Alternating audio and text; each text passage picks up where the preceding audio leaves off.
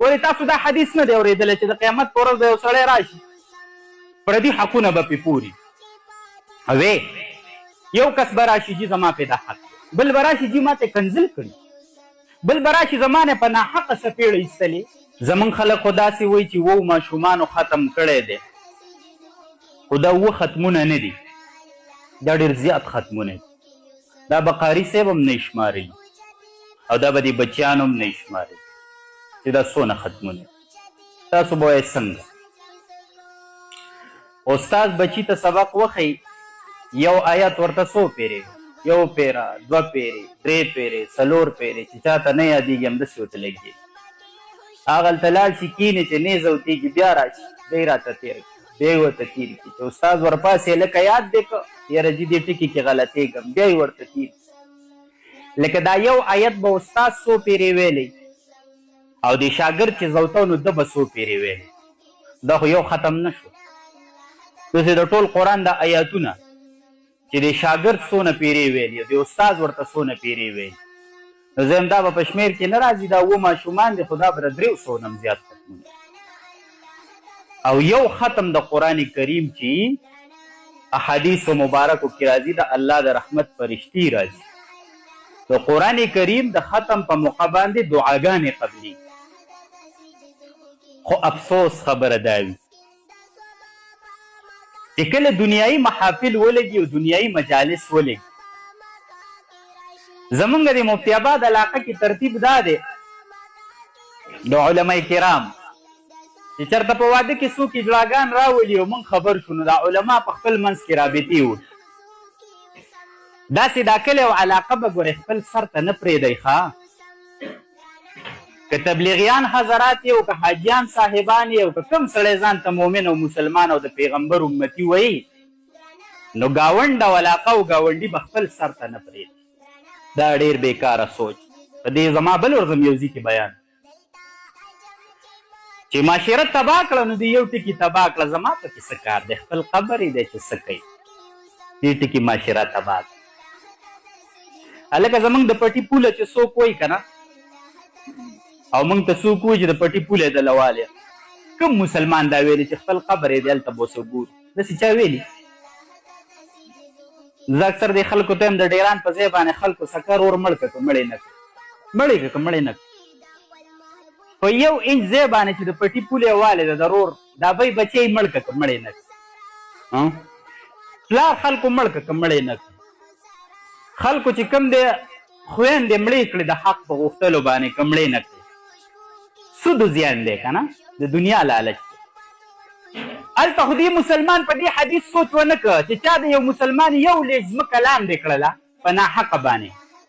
د قیامت په ورځ به تر او یو ځمکو پورې دا راواغېستلی چې د په غاړه کې به یې واچي او د محشر میدان کې به ټولو خلکو ته ښکاري چې دا هغه دی چې پردی حقیقت وکړ هلته ما دا سوچ وکړو چې که زما پول یې ووله دی به څه توره وکړي مړه یو لپه غنم به یې سیوا کېږي ارامه به خوري او دا به مې جمع کېږي او د قیامت په میدان به اوسه ګورم ولې تاسو دا حدیث نه دی اورېدلی چې د قیامت په ورځ به یو سړی راشي پردي حقونه به پې پوري وې یو کس به راشي جي زما پې دا حق دی بل به راشي جي ما ته کنزل کړي بل به راشي زما نه په ناحقه څپېړه ایستلې ما سې ظلم کړی ما ته بدې ردې ویلي دي مختلف مقدمې براشي حدیث مبارک کی راځي ها نبی علیہ السلام صحابه کرامو ته لګیا دي نو هلته خو پیسې نه چلیږي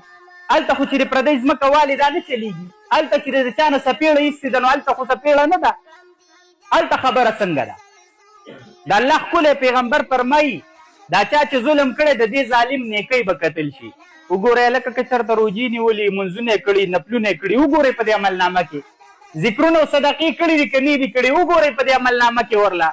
نو چېرې چا سره یې زیاتې کړی او په چا باندې ظلم کړی د دغه ظالم نیکۍ به رخلي او دې مظلوم له به یې ورکوي د ده نیکۍ به رخلي او دې مظلوم له به یې ورکوي حدیث مبارک کې راځي د الله ښکلی پیغمبر فرمایي وایي د خلکو حقونه به پې لا پوري او د ده سره به نیک عملونه ختم شي نو چې نیک عملونه ختم شي نو د خلکو ګناه به راوالي او د ده په سر به یې کېږي په حدیث کې راځي جهنم ته به یې ګزاري د چارسدي په شادي حال کې ما له چا د یو واده دعوت راکړو زه په الاسانه د شادي حال او دعوتونه نه قبلوم که چېرته د تبلیغیانو د علماو د نیکانو خلکو دعوت نو ځه خو نه قبلوم اوس لاړم شادي حال کې کېناستو په ټیبل باندې او د روټۍ د راوړو انتظار و درنګ ساعت له روټۍ راتلله د الله په ذات یقین وکړئ ډګې ولګو او د حق مجلس نه راپاسې یو ملګری راستلی و هغه ته مې ویله لکه بس ته مه پاسه عام سړی و ویل ما څه خو دا ملګري دي ما ته به نه خوځې بس زه لاړم زه ترې ووتم وروسته هغه نورو ملګرو یې تپوس کو چې دا ولې لاړ نو مال دلته کم از کم زه دا نشم کولی که نه زه دا نشم کولی چې زه پرې دا ډیک بند کړم په لاس مې وس نه رسي که او په خوله م ورته نشم ویلی نو زړه کې بغض دا دی چې مه کښېنه بس پاسېده مجلس نه لاړه زه ښه وږې ومه زما ښه روټۍ زړه ته کېده زه په کرسۍ کېناستم او د روټۍ انتظار و خوشبویانې وې او چاولې دي او چرګان دي او پولاونه دي زما ښه زړه کېدو ما په خپل نفس خپه کېښودله مل دومره زورور نه د الله دین زورور دی ته خو دومره زورور نه قسم دی که رانه خوندوړی یم وخورې راپاسېدم بهر یو مسجد و ملګري ته مې زه به ستا انتظار کوم هلته مې جمع م کړه او ملګری بیا راغی واپس راځي قسم دی ودونو له تلی یم او چې داسې ورنږدې شوی یم او په تیزه مې د ډیګ اواز اورېدلی معذرت نشم کولی نشو کېناستی ګران کار دی نشو کېناستی کله چې سړی د الله په دین سوچو کې که نه دغه ځي کې چې کومه ګناه کېدله ته به ورسره شریک یې بس ته به ورسره شریک یې دا خبرې زه د دې معاشرې د اصلاح دپاره کوم موږ او تاسو له خدای بچي راکړي زامن او لوریانې راکړي سبا دا په دې معاشره کې غټېږي دا د معاشرې ناسور جوړېږي نو کم از کم د الله د دین دپاره څه ورکړو دعوت ورته ورکړو پته به د قیامت په میدان باندې لګي چې کله پاسې که نه کله پاسې او دا په تندې کپړې هم نه خو دومره د خطرې میدان دی او دومره د خطرې منظر دی چې د ځان نه به نه خبر چې کپړې شته او که نشته نو بل ته به څه وګورې ستا سوچ له به دا راځي چې د قیامت په ورځ خلک بربنډ د قبرونو نه پاسي د دې خلکو به په یو بل نظر نه لګي یو لنډ مثال یې درته ویم دا بله شپه زلزله تېره شوله د زلزلې دا جړق چې شي د چا خپل پیزار ته خیالي په خدای ووایي د چا خپل پیزار ته خیالي د چا خپلې پنسي ته خیالي چې پنسه ښکته ده که اوچته ده د چا بچو ته هم خیال نه وي بهر منډې وهي دا خو داسې وړه غوندې زلزله وی ان زلزله الساعه د قیامت زلزله الله اکبر قرآن وایي چې کومه ماده ده چې په خېټې اولادي خپل حمل به وزېږوي حمل به وزېږوي دومره سخته زلزله به وي چې څومره زنده سر ماده زنده سر دي او په خېټې اولادي حمل به وزېږوي دومره سخته زلزله ده الله دې امان راکړي زلزلې معمولي جرق شي که نه دی تا ته هېڅ څه په نظر نه ورځي که تا چاته په دغه ټیم کې وویل چې لکه خپې به له رامنډې مو چپړی پخپو که هغه به دې وکنځي چې ظالمت په ما کمره را پرې نه ورځي تاسو چپړ وغم دی نه دي چپړی که نه نو د محشر په میدان چې دومره بد حلي که نه دومره بد حلي چې انبیان د نفسي صدا کوي هلته به د چا خپل ځان ته خیال کړي چې کپړې شته که نه دا غم به چا ته پیدا شي چې راخوا کې مې ولاړ دی د په تن لباس شته که نه دا سترګې به داسې بره پاتې نو دا پته به هلته لګي زما خوږه مشره حاجي صاحب زما خوږه نوجوانه چې تا خپل بچی قرآن ته کېنولی د دې مرګي څه پته نه لګي ته به په قبر کې پروت دا بچی به وایي بسم الله الرحمن الرحیم دا بچی به وایي الف لام میم ذلک الکتاب لا ریب فیه دا قاري صاحب به ورته لګي که به دا بچی تا ته دعا نه کوي چې دا بچی څومره سبق وایي څومره ثواب چې الله دې بچي له ورکوي او څومره ثواب چې الله دې استاد له ورکوي دومره ثواب به په دې قبر کې پلاره تا ته ملایي عظیمه سرمایه ده دنیا ګوره پاتې د قسم دې د چا سره یې وفا ونه کړه په دې مجلس کې چې دا کوم سپین ګیري ناستي ولې داسې زمانه نه وه مشرانو چې تاسو دقسې ماشومان وئ داسې زمانه نه وه داسې زمانه